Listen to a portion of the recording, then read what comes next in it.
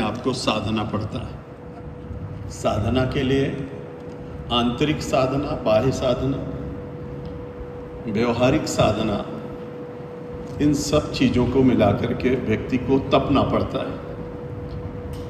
अपना बल बढ़ाने के लिए तप बल बहुत आवश्यक है और तप बल के लिए आधुनिक संसाधनों से दूर रहना पड़ता है। अगर हम साधन और संसाधनों की तलाश करेंगे तो जीवन कभी भी कठिन मार्ग से यात्रा करते हुए लक्ष्य की ओर अग्रसर नहीं हो सकता है। और उसके बहुत बड़े बड़े उदाहरण हैं।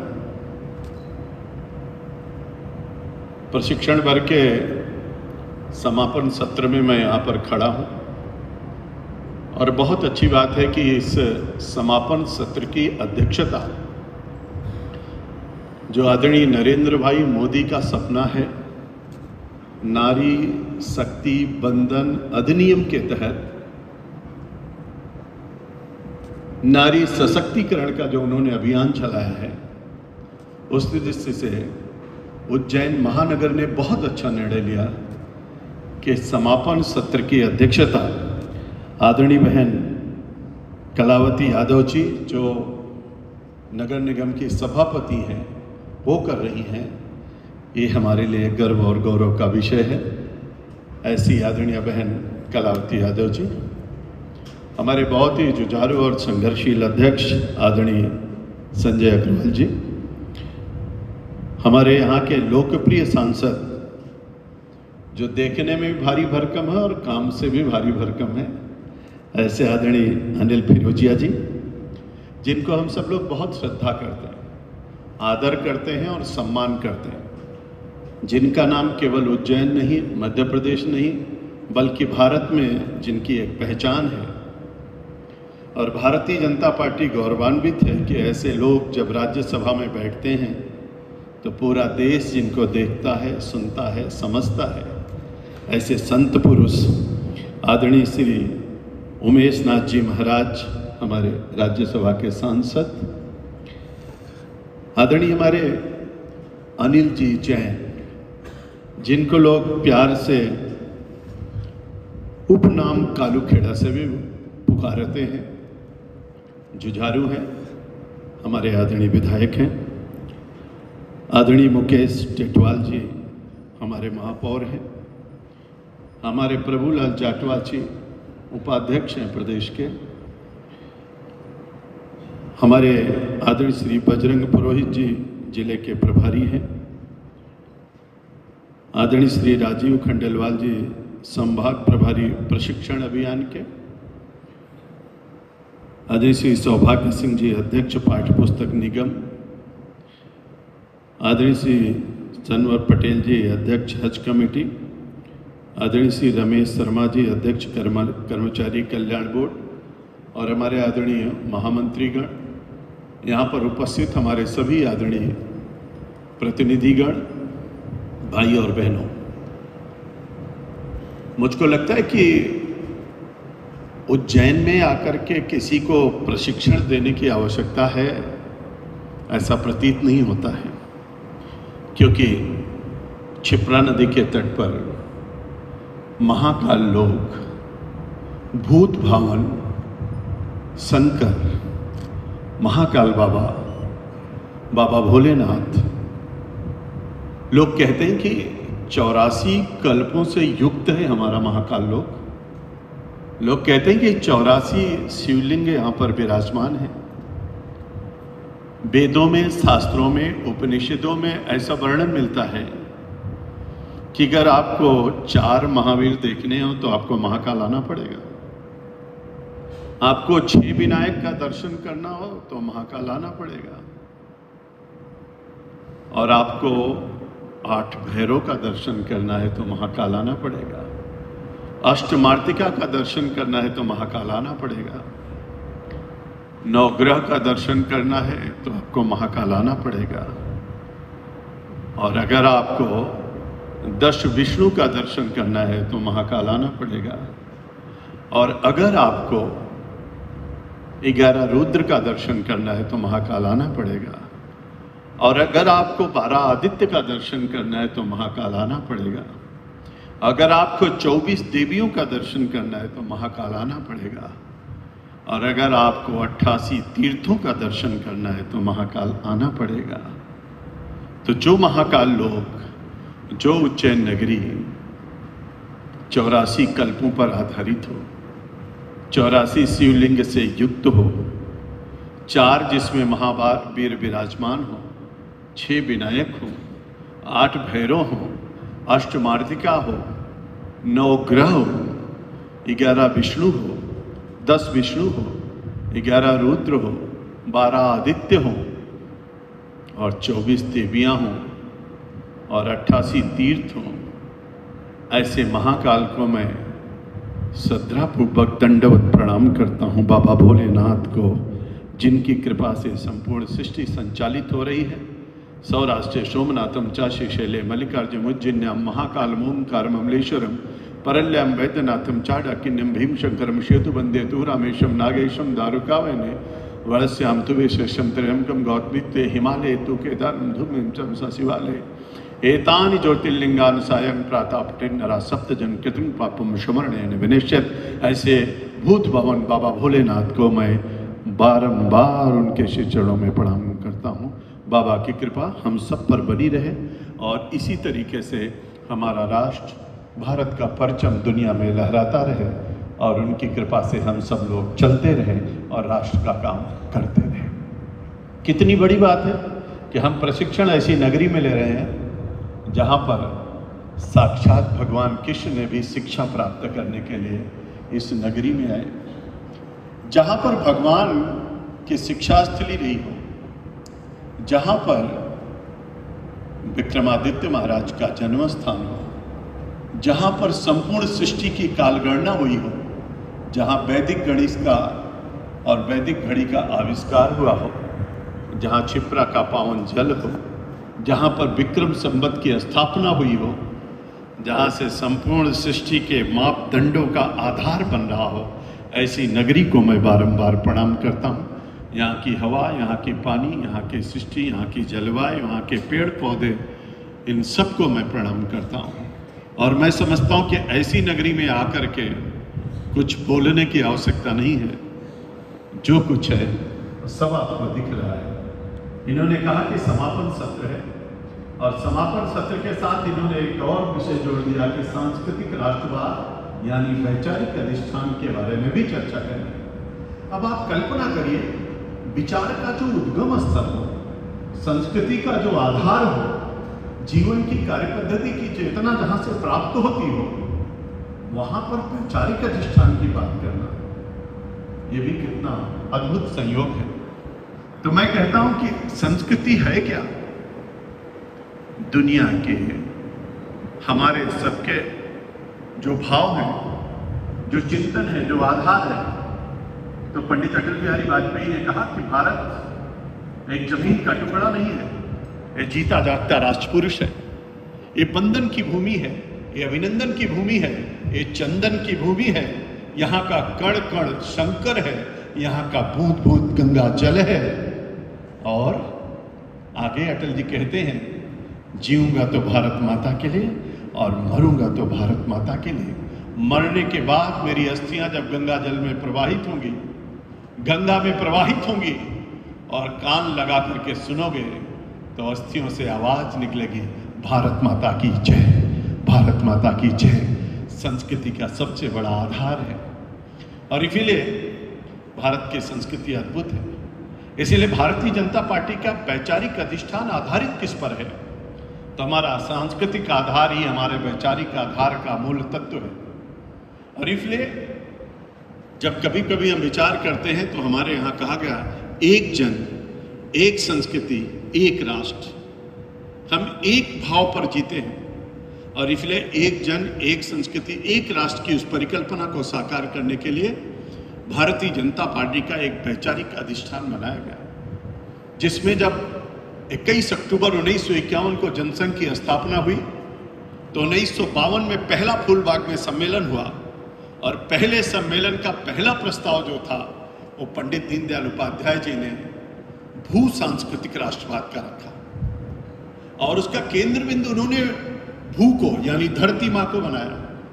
और इसलिए हमारे अथर्ववेद में जो पृथ्वी सूक्त का 63वां श्लोक है उसमें कहा गया है, माता भूमि पुत्रो हम पृथिव्याम, भूमि मेरी माँ है और मैं इस पृथ्वी का पुत्र हूँ। इसलिए हमारा केंद्र बिंदु कहीं पर है तो मेरी माँ हमारे केंद्र में है। और हमारे सांस्कृतिक राष्ट्रवाद का जो आधार है वो भारत माता के चतुर्थिक विकास का आधार है। और इसीलिए हम जब पूजा करने बैठते हैं तो पंडित जी कहते हैं, बेटा पृथ्वी बनाओ, पहले पृथ्वी की पूजा करो। उसके बाद जब पूजा आगे बढ़ती है तो संकल्प कराते हैं, आर्यभट्टे जम्बूद्वीपे भरत खंडे। संकल्प लेकर के हम आगे बढ़ते हैं, पूजा को आगे बढ़ाते हैं। जब पूजा पूरी होती है तो पंडित जी कहते हैं कि अब आसन के नीचे जल छिड़क करके माथे लगाओ, यानी शुरुआत भी करेंगे तो धरती माँ से और समाप्त भी करेंगे तो धरती माँ से। इसीलिए भारतीय जनता पार्टी का सांस्कृतिक राष्ट्रवाद हमारे भू सांस्कृतिक राष्ट्रवाद से शुरू होता है और उसका आधार ही हमारी जीवन पद्धति का आधार और भारतीय जनता पार्टी के वैचारिक अधिष्ठान का आधार ही हमारी भारत माता है। और इसलिए हम कहते हैं कि हमारा मूल और हमारा लक्ष्य जो है भारत माता की जय है। इसलिए हम सांस्कृतिक राष्ट्रवाद की बात करते हैं। और जब हम सांस्कृतिक राष्ट्रवाद की बात करते हैं तो उसमें धरती पर पाए जाने वाले और भारत की संस्कृति जहाँ कहीं भी है और उसके समतुल्य जो काम करने वाले लोग हैं उनको सबको हम अपना परिवार मानते हैं। इसीलिए हमारे यहाँ कहा गया है वसुधैव कुटुंबकम, ये संपूर्ण धरती एक परिवार है। इसीलिए हम कहते हैं वन वर्ल्ड वन फ्यूचर। हमारे यहाँ इस बात को लेकर के चर्चा होती है तब इस बात पे आते हैं कि मनुष्य के शरीर के अंदर जो 4 पुरुषार्थ कहे गए, धर्म अर्थ काम और मोक्ष, ये धर्म और अर्थ और काम और मोक्ष की जो चर्चा होती है उसका बहुत बड़ा सार है। धर्म के आधार पर अर्जित किए गए अर्थ से काम की तृप्ति करते हुए मोक्ष की यात्रा करना, यह सामान्य बात नहीं है। और इसी चीज को लेकर के हम सब जब इसकी चर्चा करते हैं तो आगे कहते हैं सामाजिक जीवन में, भौतिकवादी जीवन में धार्मिक, आर्थिक, सामाजिक और राजनीतिक, यानी राजनीति को हम चौथे पायदान पर रखते हैं। इसीलिए हमारे यहाँ मोदी जी ने कहा हम एक सेवक हैं। उन्होंने अपने को प्रधान सेवक माना, प्रधानमंत्री नहीं, प्रधान सेवक। क्यों कहा? राजा जनक से बड़ा कोई सन्यासी नहीं हुआ। राजनीति को चौथे पायदान पर इसलिए रखा गया कि आप सब जानते हैं हमारे यहाँ धार्मिक, आर्थिक, सामाजिक और राजनीतिक के साथ साथ धर्म, अर्थ और काम और मोक्ष, यानी मोक्ष हमारे उस पराकाष्ठा को कहते हैं जहाँ पर व्यक्ति जन्म मरण के बंधन से मुक्त हो जाता है और वो अपनी परिकल्पना को साकार करता है। तब इस आधार पर जब हम चिंतन करते हैं तो राष्ट्र प्रथम की भावना के आधार पर भारतीय जनता पार्टी काम करती है। इसीलिए नेशन फर्स्ट, पार्टी नेक्स्ट और सेल्फ लास्ट अपने आप को हम अंत में रखते हैं। और इसलिए हम कहते हैं राष्ट्र प्रथम की भावना से काम करने वाला भारतीय जनता पार्टी का एक ही कार्यकर्ता सांस्कृतिक राष्ट्रवाद से ओत-पोत होकर के अपनी यात्रा को प्रारंभ करता है। इसीलिए पंडित दीनदयाल उपाध्याय जी ने हमको पंच निष्ठाओं के बारे में अवगत कराया। वो पंच निष्ठाएं क्या है? तो हमारी 5 निष्ठा कौन है?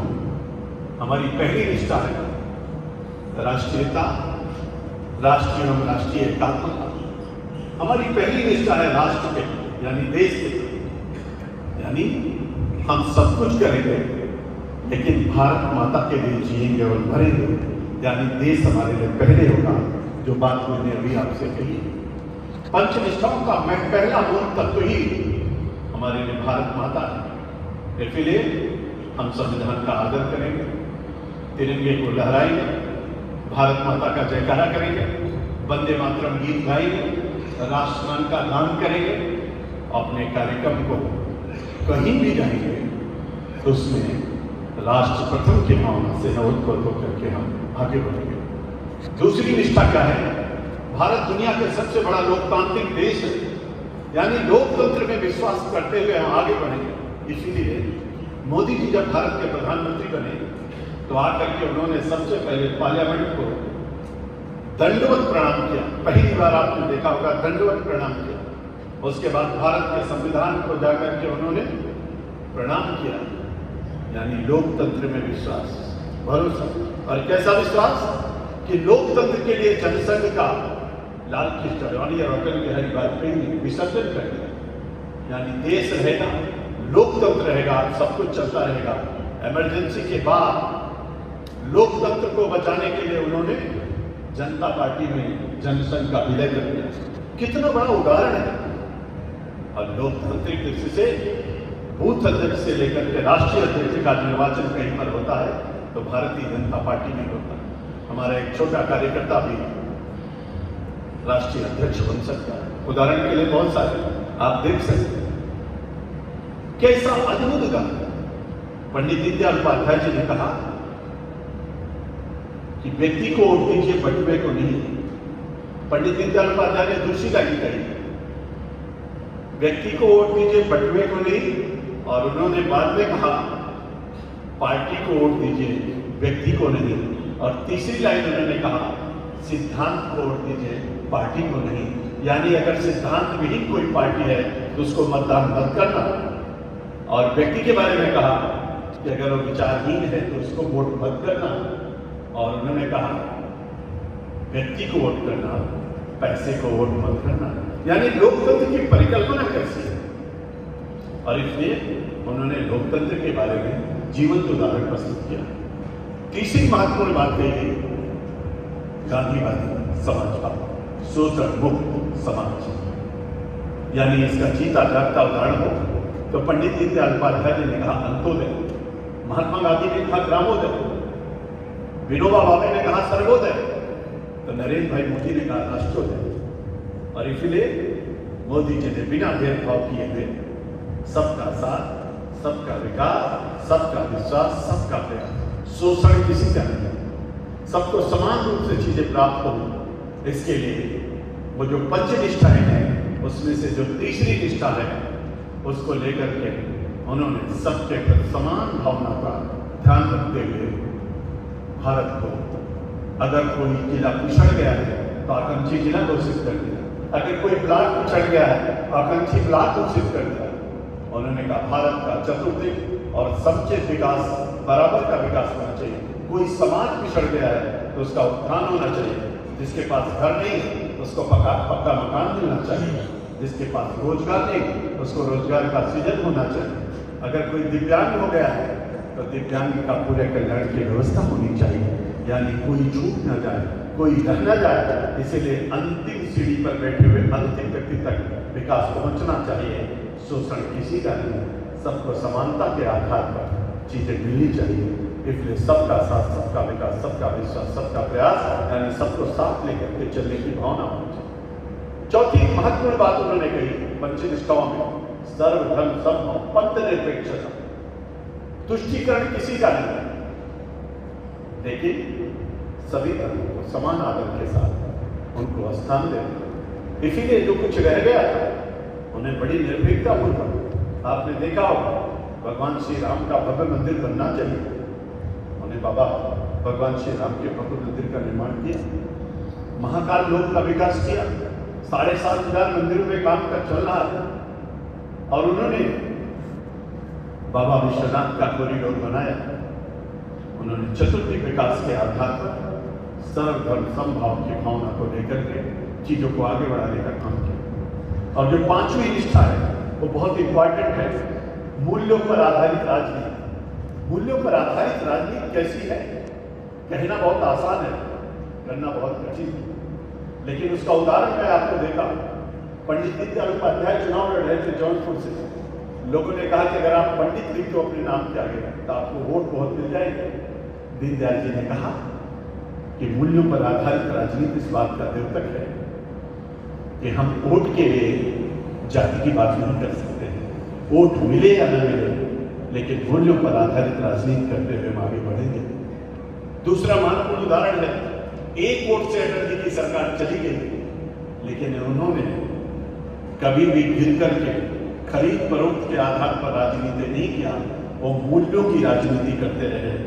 एक वोट से सरकार चाहे तो चाहे। अटल जी ने कहा हम चिमटी से छूने की कोशिश नहीं करेंगे, सरकार चाहनी हो तो चली जाए, फिर हम जनता की सेवा के लिए जाएंगे। लोकसभा का भाषण उन्होंने प्रस्तुत किया और जो हमारी पृथ्वी निष्ठा है उसके बड़े उदाहरण हैं। उन्होंने उस आधार पर काम करते हुए आगे बढ़े और इसी तरीके से आदमी नरेंद्र भाई मोदी जी ने कई उदाहरण प्रस्तुत किए। आपने देखा होगा उनके जीवन, उनकी कार्यपद्धति, उनका व्यवहार, ये सब कुछ मूल्यों पर आधारित राजनीति के ऊपर। इसीलिए हम कहते हैं सेवा ही संगठन। इस भाव के साथ हम आगे बढ़े और इसलिए पंचनिष्ठाओं के इस आधार पर हम कहते हैं पार्टी विद द डिफरेंस। अन्य दलों से हम अलग हैं क्योंकि हमारी सोच, हमारा चिंतन, हमारी कार्यपद्धति अलग है। हमारा वैशिष्ट्य कैसा है, तो हमारी वैशिष्ट्य है, हमारे कार्य का आधार क्या है। सांस्कृतिक राष्ट्रवाद के साथ हम कहते हैं अपने सर्वस्पर्शी, सर्वव्यापी, सर्वग्राही और सर्वग्राह्य हम सब तक यानी हर किसी तक पहुंचेंगे, उसको छुएंगे, अपनी बात को पहुंचाएंगे। हम सर्वव्यापी हर समाज में जाएंगे, सबको अपने साथ लाएंगे, सबको ग्राह्य करेंगे और ऐसा काम करेंगे कि हर कोई हमको ग्राह्य करे। यानी ये चारों हमारे वैशिष्ट्य हैं। हम सर्वस्पर्शी, सर्वव्यापी, सर्वग्राही और सर्वग्राह्य के आधार पर भारतीय जनता पार्टी काम करती है और इसीलिए हम कहते हैं कि जनता का राष्ट्रीयकरण होना चाहिए और राष्ट्र का सैन्यकरण होना चाहिए और सैन्य का मजबूती के साथ राष्ट्र के विकास में योगदान होना चाहिए। और इसलिए पंडित दीनदयाल उपाध्याय जी ने एकात्म मानववाद का दर्शन रखा, हमारे कार्य का आधार है। लोग कहते हैं मार्गदर्शन करिए, मैं कहता हूं हमारा मार्ग भारतीय जनता पार्टी का मार्ग है। हमारी कार्य पद्धति, हमारा दर्शन एकात्म मानववाद का दर्शन है। हमारा मिशन, हमारा विजन विकसित भारत 2045 का निर्माण है और हमारा लक्ष्य भारत माता की जय और दुनिया के अंदर नंबर 1 का देश बनाना है। और हमारा आप सबका संकल्प, संकल्प से सिद्धि, जो मोदी जी का आधार है काम करने का, उसको लेकर के बढ़ते रहना ही हमारा संकल्प से सिद्धि को प्राप्त करने का आधार है। और इसलिए एकात्म मानववाद के दर्शन जिसका प्रतिपादन इसी मध्य प्रदेश की धरती पर ग्वालियर में 1964 में पंडित दीनदयाल उपाध्याय जी ने उसका मजमून, उसका प्रस्ताव रखा और 1965 में विजयवाड़ा के अधिवेशन में उसको एकात्म मानववाद के दर्शन को स्वीकार किया भारतीय जनसंघ ने। मेरे मित्रों, हमारे सबके लिए कितना बड़ा चिंतन है ये। जब साम्यवाद था, जब पूंजीवाद था, जब पूरी दुनिया उससे त्रसित थी, तो थर्ड मार्ग यानी तीसरा रास्ता दिखाने का काम पंडित दीनदयाल उपाध्याय जी ने कहा। उन्होंने कहा कि अगर इस सृष्टि को बचाना है, मानव कल्याण की बात करना है, अगर सबके चतुर्दिक विकास की बात करनी है, तो आप इसमें किसी को छोड़ नहीं सकते। और उसके लिए उन्होंने व्यक्ति कहा, परिवार कहा, समाज कहा, प्रदेश कहा, देश कहा और इस आधार पर बढ़ते हुए उसकी चर्चा की। उन्होंने अलग अलग रेखा नहीं बनाई, उन्होंने एक गोले में उसको पिरोने का काम किया, यानी बिंदु से लेकर सिंधु तक पहुंचाने का काम किया। और इसलिए हम कहते हैं कि हमारे इस धरती के अंदर जो कुछ भी है, पशु से लेकर के पक्षी तक, बीज से लेकर के वृक्ष तक, नदी से लेकर के समुद्र तक और तारे से लेकर के चंद्रमा तक और सूर्य से लेकर के प्रकाश तक और मनुष्य से लेकर के सृष्टि से लेकर के परमेष्टि तक, और हम सब लोग जानते हैं आत्मा से लेकर के परमात्मा तक। यानी हमारे शरीर के अंदर पंडित दीनदयाल उपाध्याय जी ने कहा 4 चीजें हैं। वो 4 चीजें कौन सी है? तो हम लोगों को कहा गया ये तन है, ये तन है। तन के सुख के लिए क्या चाहिए? अच्छा अच्छा कपड़ा चाहिए, अच्छा भोजन चाहिए, पहनने के चलने के लिए बढ़िया गाड़ी चाहिए, रहने के लिए एसी घर चाहिए। ये सब चीज आएगा कहाँ से? तो इसके लिए धन चाहिए, यानी तन के सुख के लिए धन धाम चाहिए। तो दूसरी एक चीज है मन। मैं उज्जैन में आया, आपने हमको पानी नहीं पूछा, आपने बैठने के नहीं कहा। मैं लौट के जाऊंगा तो मैं कहूंगा मेरा तो मन खटक गया है, मैं दोबारा वहां नहीं जाऊंगा। क्यों? मन को न गाड़ी घोड़ा मकान चाहिए, न अच्छा पकवान चाहिए। मन तो मान सम्मान और स्वाभिमान चाहता है। मन की भूख तो तब मिटेगी जब मान सम्मान और स्वाभिमान मिलेगा। तो तन के सुख के लिए धन धाम चाहिए, तो मन के सुख के लिए मान सम्मान स्वाभिमान चाहिए। एक तीसरी चीज है बुद्धि। पागल आदमी को बैठा के खूब माला पहनाइए, उसको पता ही नहीं है कि माले का मतलब क्या होता है, उसके लिए माला बेकार है। तो बुद्धि कहती है ना हमको गाड़ी घोड़ा मकान चाहिए, न मान सम्मान स्वाभिमान चाहिए। बुद्धि तो कहती है मेरी भूख तो तब मिटेगी जब हमको ज्ञान की प्राप्ति होगी। यानी तन के सुख के लिए धन धाम चाहिए, मन के सुख के लिए मान सम्मान स्वाभिमान चाहिए, तो बुद्धि के लिए ज्ञान चाहिए। एक चौथी चीज शरीर में है, वो कहती है ना हमको गाड़ी घोड़ा मकान चाहिए, न हमको मान सम्मान स्वाभिमान चाहिए, न हमको ज्ञान चाहिए। वो चौथी चीज कौन सी है? वो चौथी चीज आत्मा है। आत्मा कहती है हमको न गाड़ी घोड़ा मकान चाहिए, न मान सम्मान स्वाभिमान चाहिए, न बुद्धि चाहिए, न हमको ज्ञान चाहिए।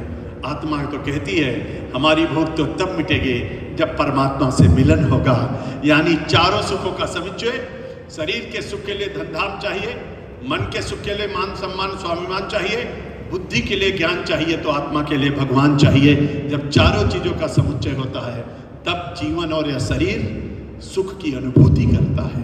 इसी तरीके से पंडित दीनदयाल उपाध्याय ने कहा हमारा भौगोलिक क्षेत्रफल है, उसमें रहने वाले हम सब जन लोग जो हैं, इनके सबकी मन की भावना है। और इसी तरीके से उन्होंने राष्ट्र की आत्मा को चिति कहा है।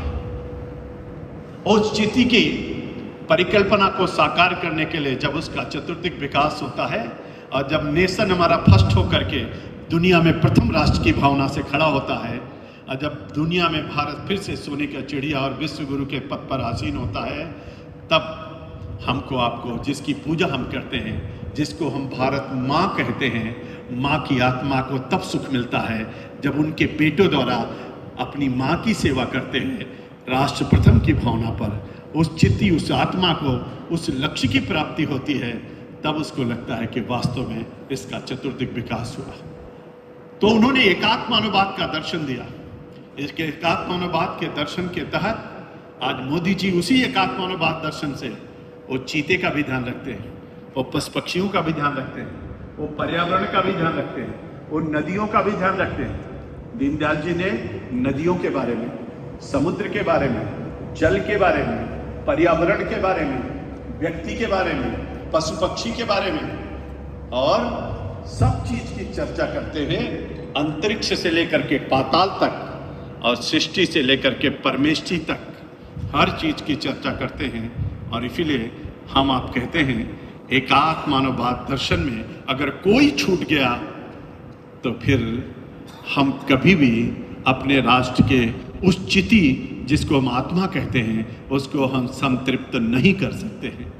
इसलिए पंचनिष्ठाओं का आधार हो, एकात्मानुवाद का दर्शन हो, वैशिष्ट कार्य पद्धति हो, भारत हमारे केंद्र बिंदु में हो और भारतीय जनता पार्टी हमारा मार्ग हो।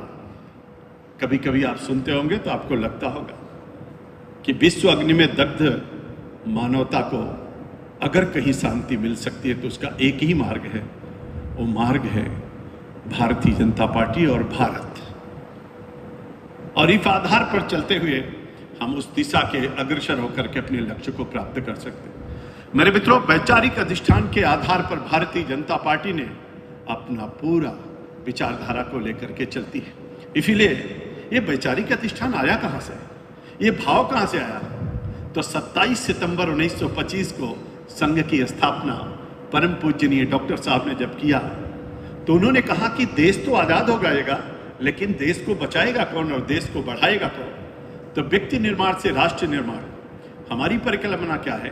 पंडित दीनदयाल उपाध्याय ने कहा कि कार्यकर्ता निर्माण से संगठन निर्माण तक और संगठन निर्माण से राष्ट्र निर्माण तक की यात्रा करना ही हमारा सबका काम है। और इसलिए हमारे नरेंद्र भाई मोदी ने क्या कहा, हम राजनीतिक क्षेत्र के संगठन आधारित राजनीतिक दल हैं और हमारा संगठन कार्यकर्ता आधारित है और हमारा कार्यकर्ता विचारधारा आधारित है। विचारधारा क्या है? अभी जो हमने आपको बताया, यही हमारी विचारधारा है जिसको लेकर के हम आप चलते हैं। हम कहते हैं कार्यकर्ता का विकास कैसे होगा, कार्यकर्ता की कार्यपद्धति क्या है, इन सब चीज़ों पर चिंतन आपको किए होंगे। बहुत सारे वर्ग में बहुत सारे विषय आए होंगे, राष्ट्र की चुनौती आया होगा, आंतरिक और बाह्य खतरे के बारे में बताया होगा, उसका परिणाम, उसका निराकरण क्या होगा, उसके बारे में भी चर्चा हुई होगी। घुसपैठ के बारे में, आतंकवाद के बारे में, नक्सलवाद के बारे में, मादक द्रव्यों के तस्करी के बारे में बहुत सारी चुनौतियां हमारी। मैं उन चुनौतियों में जाना नहीं चाहता क्योंकि समय पर सत्र को पूरा करना है। लेकिन मित्रों, आपने कल से लेकर के आज तक बहुत कुछ सीखा, बहुत कुछ समझाओ। कार्यकर्ताओं का चतुर्दिक विकास हो, कार्यकर्ता निपुणता के आधार पर कार्य क्षेत्र में जाए, उसका हर तरीके से मस्तिष्क से, लोग कहते हैं जैसे शरीर के लिए, पेट के लिए आहार चाहिए, मन के लिए, हमारे आप सबके लिए विचार चाहिए, हमारी आत्मा के लिए संस्कार चाहिए, और हमारी कार्य पद्धति के लिए व्यवहार चाहिए। और इन सब चीज़ों को लेकर के जब विचार से, व्यवहार से हम सब युक्त होते हैं और जानकारियों से लैस होते हैं, तो एक निपुण, एक दक्ष, एक कुशल कार्यकर्ता बनता है, जिसके लिए यहाँ पंडित दीनदयाल उपाध्याय प्रशिक्षण महाअभियान लिखा हुआ है। ये पंडित दीनदयाल जी के नाम पर क्यों लिखा गया? कुछ और लिख देते या प्रशिक्षण महाअभियान लिख देते। लेकिन अगर संस्कार देखना हो, संस्कृति देखनी हो, व्यवहार देखना हो, आचरण देखना हो, एक अच्छा पत्रकार देखना हो, एक ICS की परीक्षा पास किया हुआ व्यक्ति देखना हो, एक कुशल संगठन करता देखना हो, एकात्मानुवाद का प्रणेता देखना हो, अंत्योदय का जनक देखना हो, और संस्कृति और संस्कार से ओतप्रोत किसी को देखना हो, अगर सभी गुणों से युक्त किसी को देख सकते हो तो वो नाम है पंडित दीनदयाल उपाध्याय। इसलिए इस नाम से ही पता चल जाता है कि प्रशिक्षण का मतलब क्या होता है, यानी उनके पद चिन्हों पर चलना। हम अनुगामी उन पदों के बाधाएं जिनको डिगा न सकी, संघर्षों में अड़े रहे, हम सब जानते हैं। ऐसे लोगों का नाम पर एक प्रशिक्षण बल रखा गया। प्रशिक्षण क्या है? प्रा का मतलब क्या होता है? शिक्षण और प्रशिक्षण, प्रा संस्कृत का उपसर्ग है। जब किसी चीज में हमको व्यवहारिक और दक्षता, उत्कृष्टता को प्राप्त करना होता है तो शिक्षण के साथ हम प्रशिक्षण कहते हैं। केवल शिक्षण से नहीं, केवल किताबी ज्ञान से नहीं, जानकारियों से नहीं, उन जानकारियों को नीचे कैसे ले जाएंगे, AI का उपयोग कैसे करेंगे, चुनौतियों का मुकाबला कैसे करेंगे, नैरेटिव कैसे बनाएंगे, जनता के बीच में जाएंगे तो कैसे बताएंगे, अपनी बात को कैसे रखेंगे, मीडिया से संवाद कैसे करेंगे, सोशल मीडिया को हम कैसे हैंडल करेंगे, इन्फ्लुएंसर के साथ कैसे मिलेंगे, पार्टी का विस्तार कैसे करेंगे, लोगों को पार्टी के साथ जोड़ेंगे कैसे, समाज के सभी वर्गों को लाएंगे कैसे। ये सब का कारण है कि यहाँ पर प्रा लिखा हुआ है, प्रा के बाद शिक्षण लिखा हुआ है, यानी प्रशिक्षण। ये महाअभियान क्या है? महाअभियान क्यों लिखा है? प्रशिक्षण वर्ग लिख सकते थे, लेकिन महाअभियान इसलिए लिखा गया कि दुनिया की सबसे बड़ी पार्टी का नाम है भारतीय जनता पार्टी। आज कल्पना नहीं कर सकते, दुनिया के अंदर, भारत नहीं विश्व में लोग चिंतन करते हैं। और प्रशिक्षण कहाँ हो रहा है? लोगों ने कहा बूथ का प्रशिक्षण, शक्ति केंद्र के कार्यकर्ता का प्रशिक्षण, मंडल पर प्रशिक्षण, जिले पर प्रशिक्षण, प्रदेश का प्रशिक्षण, देश का प्रशिक्षण, मोर्चे और प्रकोष्ठों का प्रशिक्षण, सांसद और विधायक का प्रशिक्षण। अब आप कल्पना करिए बूथ कितने हैं? 10,95,721 बूथ है भारत के अंदर। अब आपको हर बूथ का प्रशिक्षण करना है, हर मंडल का प्रशिक्षण करना। तो ये इसको हमने महाअभियान इसलिए कहा है, ये छोटा अभियान नहीं है, बहुत बड़ा अभियान है। इसलिए इसका नाम है पंडित दीनदयाल उपाध्याय प्रशिक्षण अभियान। हम सब लोग गौरवान्वित हैं। मेरे मित्रों, आज 22 राज्यों में भारतीय जनता पार्टी की सरकार, 52 के चुनाव में 3 सीट, 54 के चुनाव में 4 सीटें, 57 के चुनाव में 4 सीट, 62 के चुनाव में 14 सीट, 67 के चुनाव में 35 सीट, 71 के चुनाव में 72 के चुनाव में 21 सीट।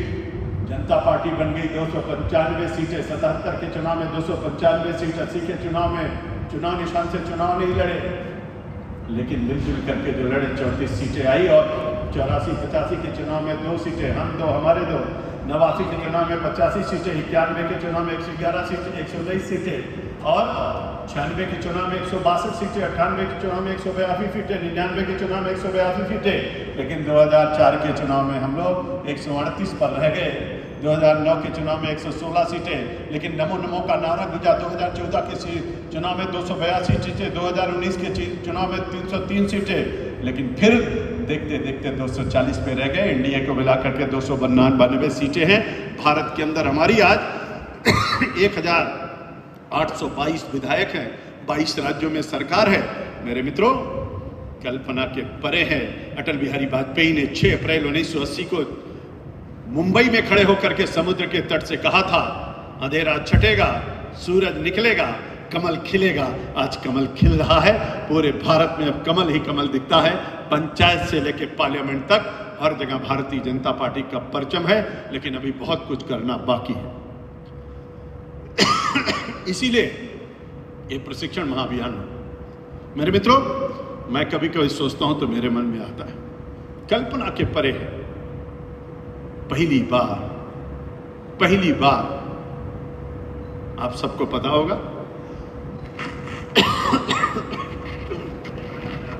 1951 और 52 में 1951 और 52 में भारतीय जनसंघ की जब स्थापना हुई थी, और कैसे स्थापना हुई थी, 2 ही लोग नेहरू के कैबिनेट में ऐसे थे जो कांग्रेस के मेंबर नहीं थे, एक डॉक्टर श्यामा प्रसाद मुखर्जी और एक डॉक्टर अंबेडकर। स्थितियां क्या बनी, मैं विस्तार से उसमें जाना नहीं चाहता, लेकिन आज पूरे भारत के अंदर एक ही पार्टी है जो वंदे मातरम की बात करती है, जो राजमाता अहिल्याबाई की बात करती है, जो भारत की नदियों की बात करती है, जो भारत की संस्कृति और संस्कार की बात करती है। इसलिए हम सब गौरवान्वित हैं कि हम भारतीय जनता पार्टी के कार्यकर्ता हैं। लेकिन इन सब चीजों को लेकर के चलते हुए जो मोदी जी ने पंच प्रण कहा है, 15 अगस्त 2022 को लाल किले से ललकारते हुए मोदी जी ने कहा, पंच प्रण के संकल्प के साथ हमको आपको आगे बढ़ना है, क्योंकि अमृत काल भारत का शुरू हो चुका है। अटल जी ने कहा था 21वीं सदी भारत की सदी होगी, और आज वो भारत की सदी हमारे आपके सामने दिख रही है। और इसलिए उन्होंने कहा, नंबर 1 का प्रण लेना है, हमको आपको विकसित भारत बनाना है, और इसलिए विकसित भारत बनाने की परिकल्पना को साकार कर रहे हैं। आज हम सब जानते हैं कि विकसित भारत कैसा भारत, $4.65 ट्रिलियन के साथ दुनिया की 4थी सबसे बड़ी अर्थव्यवस्था भारत बन गया है। दुनिया के जो ग्रोथ रेट बड़े देशों की है, जिनकी कई ट्रिलियन डॉलर में इकोनॉमी है, अमेरिका 29 ट्रिलियन डॉलर के साथ है, चाइना 18 ट्रिलियन डॉलर के साथ आगे बढ़ रहा है। लेकिन आज अमेरिका की ग्रोथ रेट कितनी है? 2.4%। चाइना की ग्रोथ रेट कितनी है? 4.5%। जर्मनी की ग्रोथ रेट कितनी है? 0.9%। जापान की ग्रोथ रेट कितनी है? 1%। लेकिन भारत की ग्रोथ रेट 7% के साथ हम तेजी के साथ आगे बढ़ रहे हैं। और इसीलिए मेरे मित्रों, रक्षा के क्षेत्र में भारत आत्मनिर्भर हो गया। मोदी जी कह रहे हैं हर क्षेत्र में हम आत्मनिर्भर बनेंगे। मोदी जी कह रहे हैं स्वदेशी। आप कल्पना करिए, 24,000 करोड़ रुपए का निर्यात इस साल रक्षा क्षेत्र में भारत ने किया है। भारत ने ब्रह्मोस बना लिया, भारत ने तेजस बना लिया, भारत ने अपना हेलीकॉप्टर बना लिया। बहुत जल्दी हम लोग दुनिया के नंबर 1 के निर्यातक के रूप में भारत रक्षा क्षेत्र में बनेगा।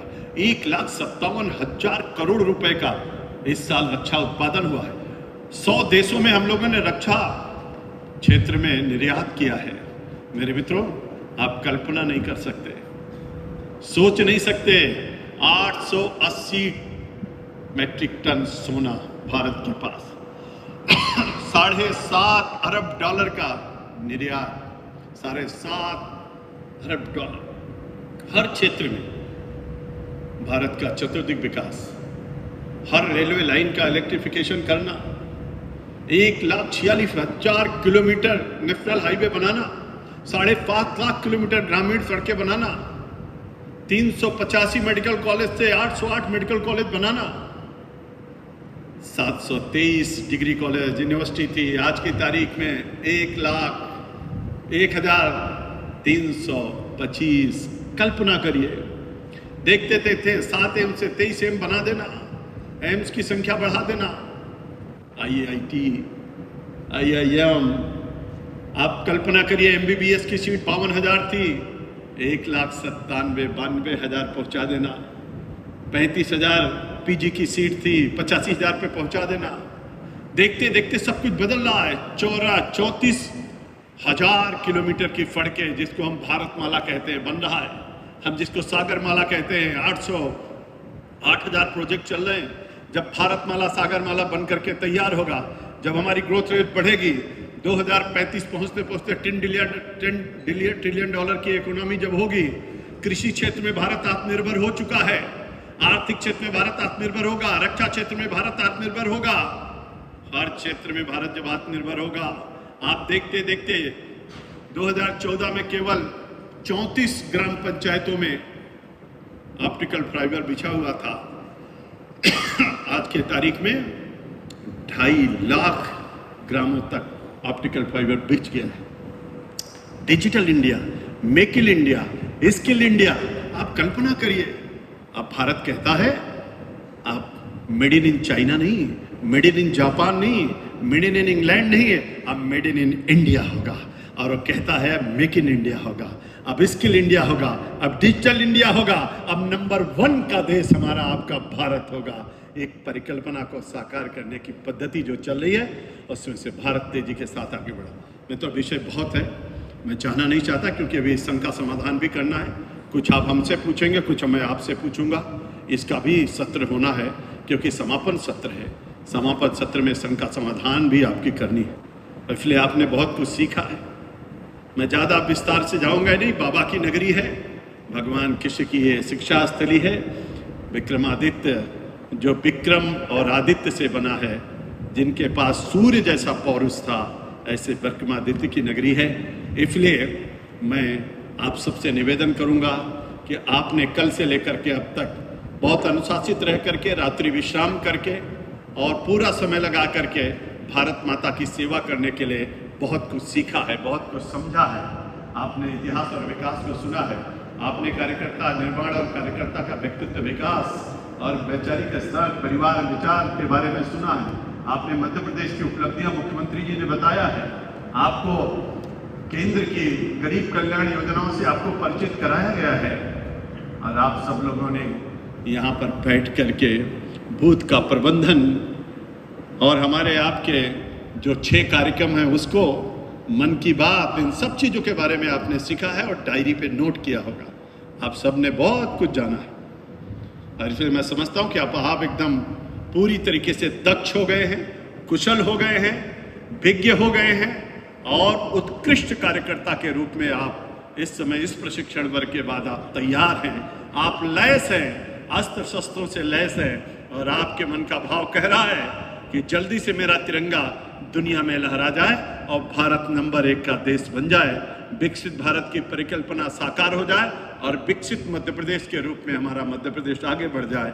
इस भाव और भावना के साथ आप ओतप्रोत हैं। तो मैं आपसे कहना चाहता हूं, अगर कुछ पूछना है तो आप मुझसे पूछ सकते हैं। मैं कोशिश करूंगा कि आपके प्रश्नों का उत्तर दूं। अगर मन में कुछ भाव आ रहे हों, कोई